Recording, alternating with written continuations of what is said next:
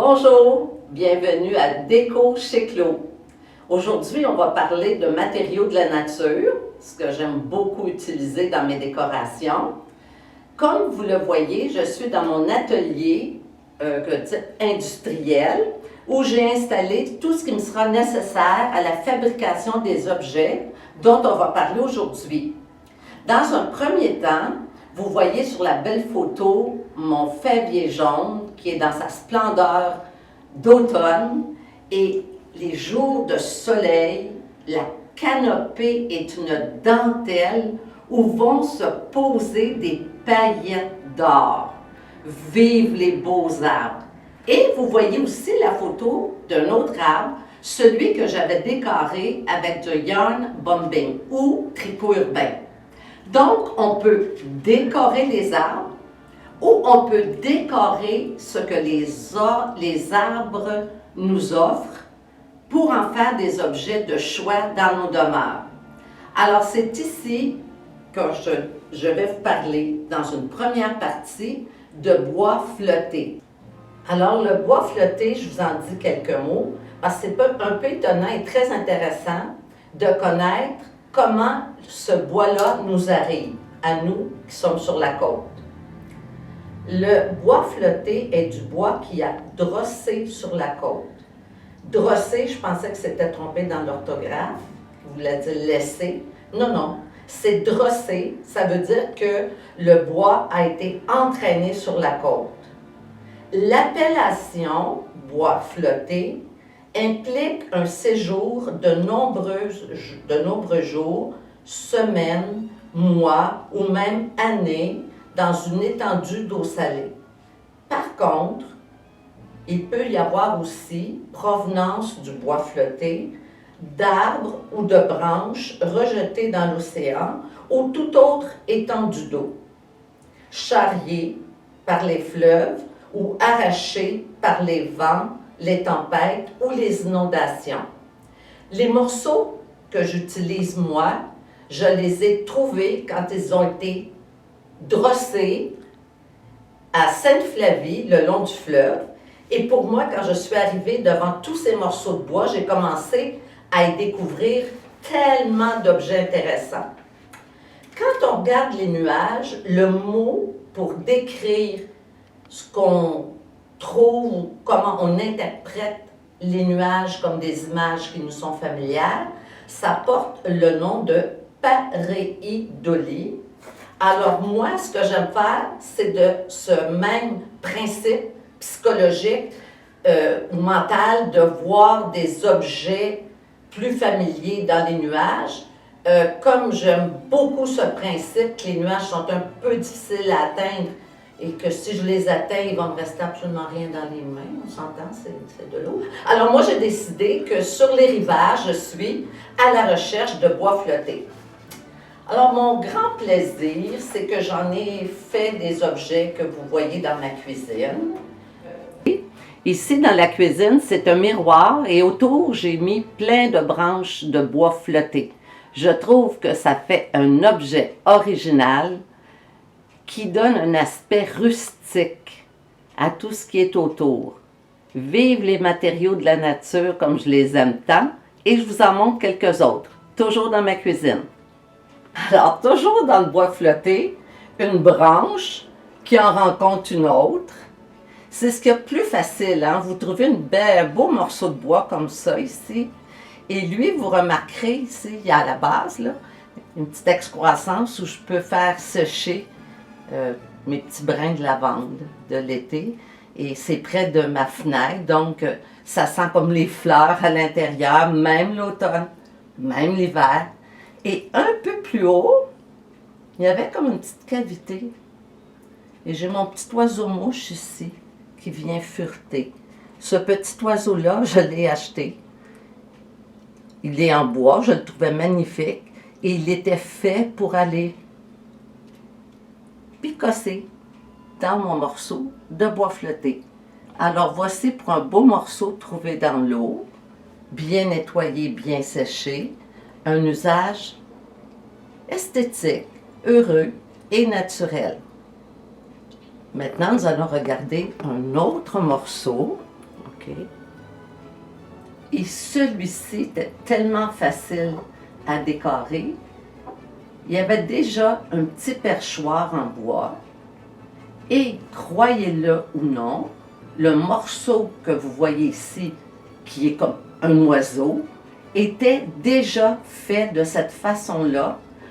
Tout ce que j'ai eu à faire, c'est le teindre avec une teinture en bois, une teinture à bois un petit peu plus foncée pour offrir le contraste. Et là encore, ça fait une pièce de décoration magnifique. Et j'ai été guidée seulement par ce petit perchoir. À nous de lire dans le bois flotté ce qu'on veut bien y manifester. Et pour moi, c'est mon bel oiseau. Il ne risque pas de s'envoler. Et ma dernière pièce, voici aussi un morceau de bois flotté.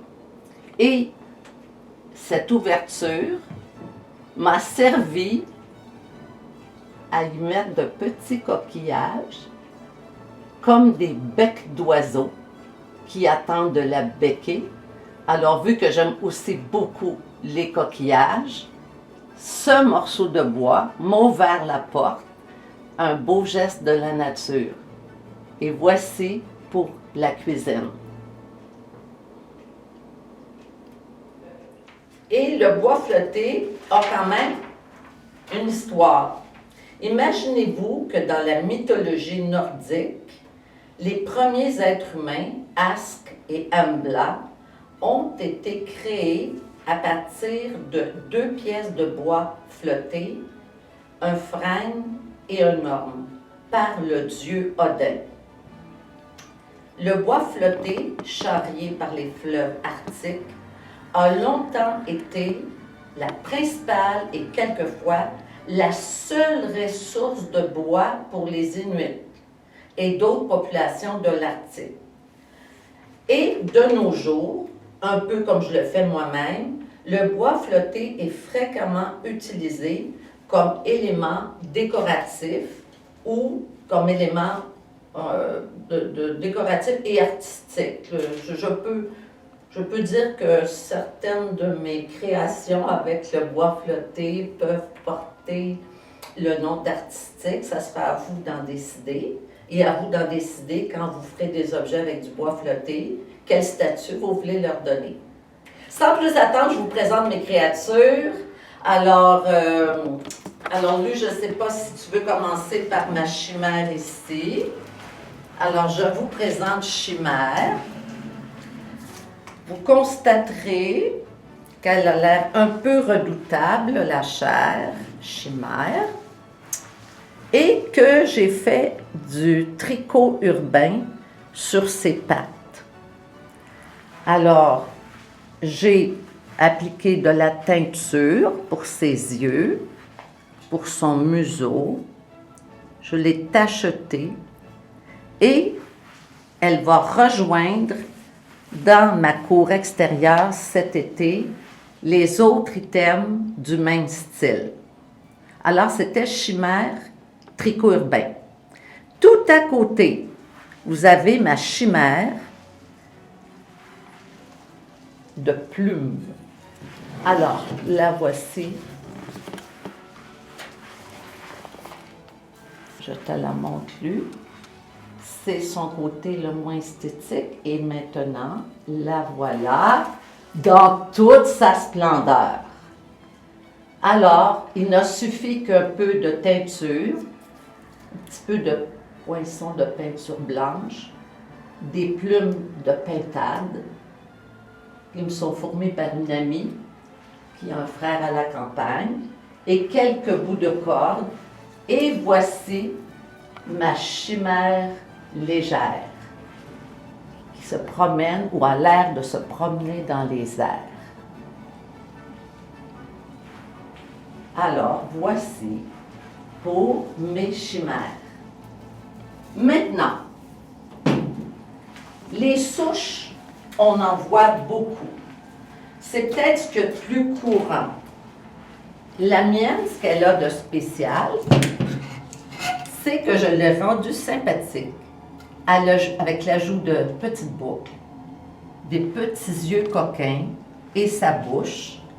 Alors, pourquoi ne pas mettre en décoration, autour de chez soi, des souches heureuses, quelques petits coups de peinture ou de teinture à bois, et les yeux étaient comme déjà là, il a fallu que les accentuer un peu, et le sourire, on le met sur notre visage le plus souvent possible, alors pourquoi pas sur les souches?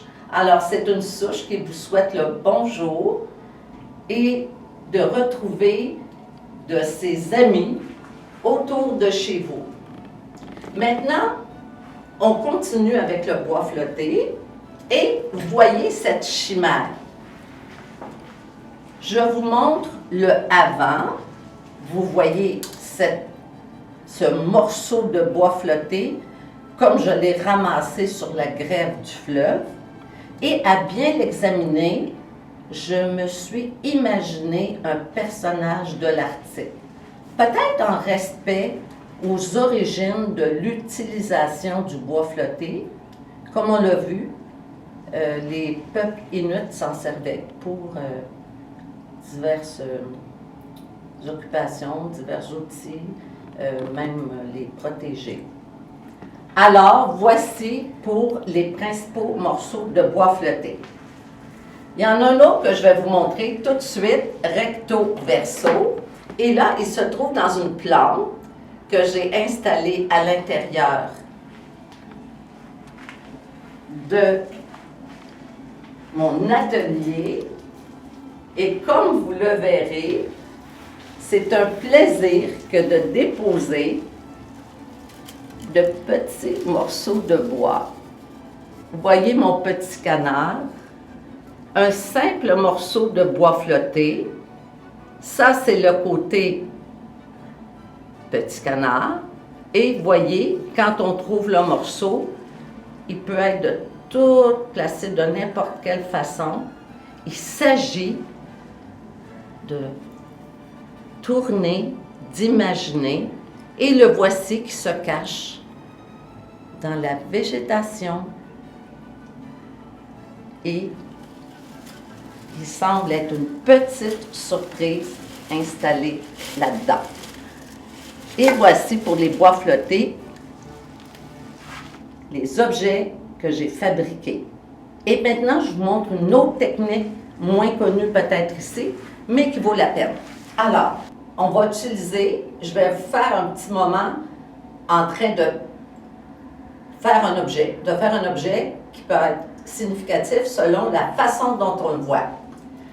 Si vous regardez bien cette pièce de bois, peut-être y verrez-vous, comme ma cinéaste, un chien, l'oreille, l'œil, le museau.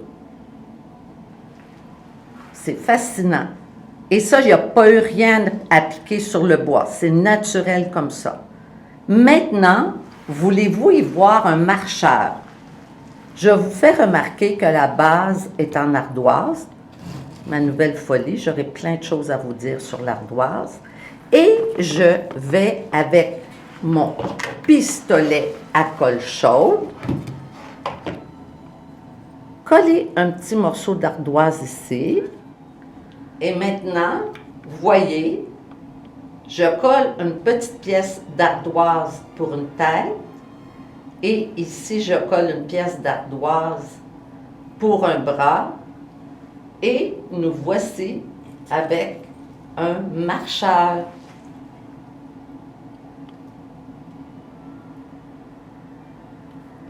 Lors de mes promenades au bord de la rivière, à ce temps-ci de l'année, début d'hiver, il faut être attentif à une variété d'arbustes dont je ne connais pas le nom, mais qui nous donne le bonheur d'avoir des petites branches rougeâtres comme ça. Je m'en sers pour les bouquets de fleurs, les poinsettias et autres fleurs qui peuvent très bien s'harmoniser avec ces belles branches. Faites attention, moi je vais les chercher jusqu'au bord de la rivière et parfois il y a de la glace. Alors, les plus beaux spécimens, j'ai été très courageuse et je suis allée loin pour les chercher. Mais on a du bonheur à travailler avec ces belles branches-là. Ils viennent au monde, ils nous donnent cette belle couleur rougeâtre que j'adore. Maintenant, on va parler d'un type de bois flotté. Je ne pourrais pas dire qu'on a cette technique-là ici en Amérique, mais par contre, j'ai trouvé de ces spécimens fort nombreux en provenance de pays exotiques. La technique, selon ce que j'en ai déduit, c'est qu'ils prennent de beaux morceaux de bois flotté. Regardez-moi cette merveille. Et vous verrez le bois qui est noirci à certains endroits. C'est qu'il coule du verre qu'ils sont en train de souffler et le mettre sur la structure de bois. Et la chaleur du verre le verre va épouser la forme sur la structure de bois. Alors, je vous souhaite de trouver ce type d'objet dans les boutiques quand vous irez fureter. Il y en a des beaucoup plus petits, il y en a des plus gros. Et c'est le plaisir de voir le verre encore tout chaud, tout tiède, embrasser la pièce de bois, se lever autour. J'ai même vu exactement ce type de pièce en beaucoup plus petit qui pourrait servir d'aquarium. C'est fascinant. Alors, je trouve la technique intéressante. Je trouve que ça fait de très beaux produits. Alors, voici, j'ai essayé de vous brosser aujourd'hui un éventail de ce qu'on peut faire avec du bois flotté. Alors, vous avez vu que dans l'histoire, le bois flotté a été différents usages, très utiles. Aujourd'hui, on en trouve qui ont été drassés sur les côtes. Moi, je ramasse ce bois-là. J'avais noté une phrase qui disait un peu ma philosophie. Alors, la voici pour terminer. Certains au jardin cueillent légumes et fruits à dévorer, question de nourrir le corps. Moi et d'autres vont au jardin ramasser, entre autres, des morceaux de bois, entre autres au bord des fleuves, des morceaux de toutes sortes de substances dont mes préférés sont évidemment les galets d'ardoise et le bois flotté. Et je les ramasse pour décorer, pour nourrir l'imagination. Alors, soyons heureux de nourrir notre corps et de nourrir notre imagination par tous des produits de la nature. Je termine mon petit topo sur le bois flotté en vous parlant du jardin du Précambrien, qui est un endroit magnifique à visiter à Val-David. La raison pour laquelle je vous en parle, c'est que vous y trouverez des bois entourés de tricots urbains. Vous y verrez des souches d'arbres datant de tellement loin que la vie les a sculptés. Les millénaires les ont sculptés. Ce sont de véritables œuvres d'art. Alors, c'est bien de faire de petites œuvres d'art avec les morceaux qu'on ramasse, mais c'est sublime d'aller sur place au jardin du Précambrien, voir ces sculptures magnifiques. À la prochaine. Merci.